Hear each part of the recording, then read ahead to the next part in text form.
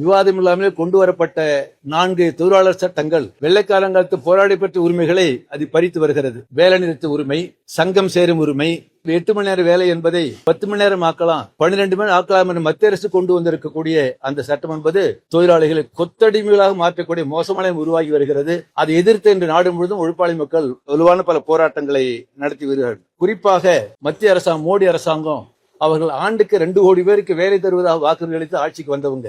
ஆனா எல்லா துறைகளும் வேலை என்பது மறுக்கப்பட்டு வருகிறது, ஆட்கொடுப்பு செய்யப்பட்டு வருகிறது. குறிப்பாக ரயில்வேல ஏற்கனவே 24 லட்சம் தொழிலாளிகள் வேலை செஞ்சாங்க. அது அனுமதிக்கப்பட்ட வேலை எண்ணிக்கை என்பது 14 லட்சம். அதிலும் 3 லட்சம் பேர் ரிட்டையர் ஆயிட்டாங்க. இப்பொழுது மத்திய அரசாங்கம் ரயில்வேல ஒரு 30,000 பேரை ஆட்குறிப்பு செய்ய போவதாக அறிவித்திருக்கிறது. அதிலும் குறிப்பாக அந்த 14 லட்சம் பேர்ல 1,40,000 பேர் என்பது பாதுகாப்பு துறை வேலை செய்யக்கூடிய அந்த பணி. அப்படி ஆண்டுக்கு 2% நாங்கள் ஆட்குறிப்பு செய்ய போறோம் என்று ரயில்வேல கிட்டத்தட்ட அநேகமாக ரயில்வேனுடைய பயணிகள் எண்ணிக்கை அதிகமாயிருக்கு, ரயில்கள் எண்ணிக்கை அதிகமாக இருக்கிறது. இந்த பின்னணியில் ரயில்வேல அனுமதிக்கப்பட்ட 14 லட்சம் தொழிலாளர்கள் எண்ணிக்கையில் 3 லட்சம் வேகன்சி இருக்கிறது. மேலும் ஆண்டுதோறும் கிட்டத்தட்ட ஒரு 30,000 பேரை வீட்டுக்கு அனுப்புவதாக மத்திய அரசு கொண்டு வந்திருக்கக்கூடிய அந்த ஆட்குறிப்பு கொள்கை மார்க்சிஸ்ட் கம்யூனிஸ்ட் கட்சி சார்பாக கடுமையாக நான் எதிர்க்கிறேன். அந்த கொள்கை மத்திய அரசு வாபஸ் வாங்க வேண்டும் கேட்டுக்கொள்ள கடமைப்பட்டிருக்கிறேன். அடுத்ததாக ஒரு 2-3 சட்ட மசோதா பார்லிமெண்ட்ல பெண்டிங் இருக்கு. அதுல குறிப்பா ஒண்ணு 2020ஆம் ஆண்டு கொண்டு வரப்பட்ட தேசிய கல்விக் கொள்கை. அந்த கல்விக் கொள்கையின் அடிப்படையில உயர்கல்வியில் சில மாற்றங்களை இருக்கக்கூடிய பறிக்கக்கூடிய அடிப்படையில ஒரு மசோதா பார்லிமெண்ட்ல பெண்டிங்ல இருக்கு. அதை ஏற்கனவே உயர்கல்வியில பல்கலைக்கழக மானிய குழு இருக்கு. அடுத்து அகில இந்திய தொழில்நுட்ப கல்வி கழகம் இருக்கு.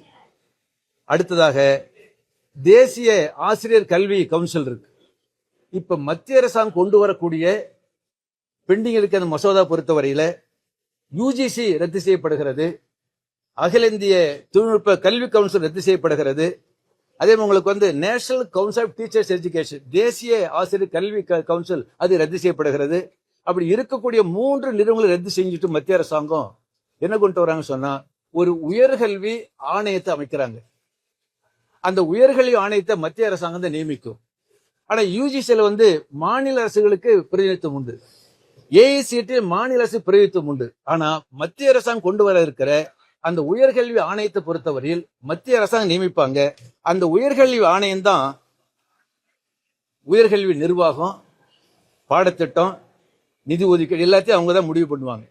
குறிப்பா பாடத்திட்டத்தை பொறுத்தவரையில அந்த உயர்கல்வி அந்த மசோதாவில் என்ன இருக்குன்னு சொன்னா இந்தியன் நாலேஜ் சிஸ்டம், அதாவது இந்திய அறிவு அமைப்புன்ற ஒரு ப்ரொபோசலை முன்மொழியாது. என்ன அர்த்தம் சொன்னா மனுநீதி அடிப்படையில் கல்வியை மாற்றக்கூடிய மோசமான நடவடிக்கை மத்திய அரசு எடுத்து வருகிறது. அந்த மசோதாவுக்கு எதிராக இடதுசாரிகள் தொடர்ந்து போராடிட்டு இருக்கிறாங்க. தொழிலாளி வர்க்கம் எதிர்த்து போராடும் என்பதை சுட்டிக்காட்ட கடமைப்பட்டிருக்கிறேன். அடுத்ததாக கடந்த 12 ஆண்டு காலமாக பாஜக தொழிலாளர் மீது தாக்குதலை தொடுத்ததோடு கடைசியா அவங்க கொண்டு வந்திருக்கக்கூடிய 4 தொழிலாளர் சட்டங்கள் என்பது ஏப்ரல் மாசம் 1ஆம் தேதியிலிருந்து அமலுக்கு வரப்போவதை மத்திய அரசாங்கம் அறிவிச்சாங்க. அந்த சட்டத்தை அறிவிக்கிற மோடி என்ன சொன்னார்னா வெள்ளக்காரங்காலத்துல புறையோடி போன அந்த சட்டங்களை எல்லாத்தையும் ரத்து செய்துவிட்டு ஒரு முற்போக்கான 4 சட்டங்களை உருவாக்கி இருப்பதா மோடி சொன்னார். ஆனா முற்போக்கு சட்டம் இல்ல, வெள்ளக்காரங்களுக்கு போராடி பெற்ற உரிமைகளை பறிக்கக்கூடிய அடிப்படையில் தான் அந்த 4 சட்டங்களும் அமைந்திருக்கிறது. குறிப்பாக சங்க சேர உரிமை. இப்ப நீங்க சமீபத்தில் தமிழ்நாட்டுல ஸ்ரீபெரும்பு உரகடத்துல சாம்சங்ல சங்கம் அமைக்கிறதுக்கு மிகப்பெரிய போராட்டத்தை நடத்த வேண்டியிருந்தது. அப்படி போராடிய காரணத்திற்காக தொழிற்சங்க தலைவர்கள் கைது செய்யப்பட்டாங்க, தொழிலாளர்கள் கைது செய்யப்பட்டாங்க.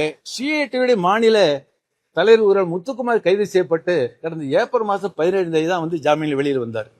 சொல்லப்ப நீதிபதியினுடைய அனுமதியோடு தான் அவர் 23ஆம் தேதி ஓட்டு போட்டார்னு சொன்னா இப்படி சங்கம் வைக்கும் உரிமையை பறிக்கக்கூடிய, வேலை நிறுத்த உரிமையை பறிக்கக்கூடிய, அதே போல உங்களுக்கு வேலை நேரத்தை அதிகப்படுத்துவது. மத்திய அரசாங்கம் கொண்டு சட்டத்தை என்ன சொல்றாங்கன்னா நீங்க வேலை நேரத்தை 8 மணிக்கு மேல எவ்வளவு உயர்த்திக்கலாம், 10 மணி நேரம் 12 மணி நேரம் சொல்லி உங்களுக்கு அப்ப மத்திய அரசாங்கம் கொண்டு வந்திருக்கக்கூடிய அந்த உழைப்பாளிமை உரிமை பறிக்கக்கூடிய 4 சட்ட தொகுப்புகளை வாபஸ் வாங்க வேண்டும் என்று சிஐடியு மார்க்சிஸ்ட் கம்யூனிஸ்ட் கட்சி போராடி வருகிறது. குறிப்பாக பல சவால்களை எதிர்கொள்ள வேண்டிய இந்த பின்னணியில கவனிக்க வேண்டியது டெல்லியை சுற்றியுள்ள, அதாவது தேசிய தலைநகர் கூடிய பிராந்தியத்துல குஜராத்ல, பீகார்ல, ராஜஸ்தான்ல, ஹரியானாவுல, உத்தரப்பிரதேச தொழிலாளிகள் கடந்த ஒரு மாதம் மிகப்பெரிய எழுச்சி, ஒரு தன்னெழுச்சியான போராட்டம். அவங்க என்ன கோரிக்கை வச்சிருக்கிறாங்க? நாங்க 12 மணி நேரம் வேலை செய்யறோம், ஆனா எங்களுக்கு 11,000 தான் சம்பளம் கொடுக்கறாங்க. அந்த 11,000த்துல 2,000 ரூபாய் பிடித்த 9,000 தான் கிடைக்குன்னு சொன்னா எப்படி வாழ முடியும்? அடிப்படையில் உங்களுக்கு குறைந்தபட்ச ஊதியம் அநேகமா சட்டப்படி 5 வருஷத்துக்கு ஒரு குறைந்தபட்ச ஊதியத்தை ரிவைஸ் பண்ணணும். ஆனா பல்லாயிரக்கணக்கான பல லட்சம் தொழிலாளர்கள் அவங்க குறைந்தபட்ச ஊதியத்தை ரிவைஸ் பண்ணல, மாற்றி அமைக்கல. ஆக 12 மணி வேலை செய்யக்கூடிய தொழிலாளர்கள் ஊதிய உயர்வு கோரி, நிரந்தரம் கோரி ஒரு தன்னெழுச்சியான போராட்டமும் நடந்துகிட்டு இருக்கு. அப்படி நடந்துகிட்டு இருக்கிறப்ப உத்தரப்பிரதேச அரசு என்ன பண்ணாங்கன்னு சொன்னா, அந்த போராட்டத்துக்கு தலைமை தான் கூட தொழிலாளர்களையும் தொழிற்சங்கம் கைது செய்து சிறையில் அடைச்சிருக்கிறாங்க. இப்போ ஒரு நல்ல ஒரு வளர்ச்சி போக்கு என்பது இப்படி தொழிலாளர்கள் போராடுகிற போது போராட்டத்தை ஒடுக்குவதற்கு உத்தரப்பிரதேச அரசாங்கம், ஹரியானா, ராஜஸ்தான் பிஜேபி அரசாங்கம் அங்கு முயற்சிக்கிற போது தொழிலாளர்களுக்கு ஆதரவாக விவசாயிகள் போராட்ட களத்துக்கு வந்திருக்கிறாங்க.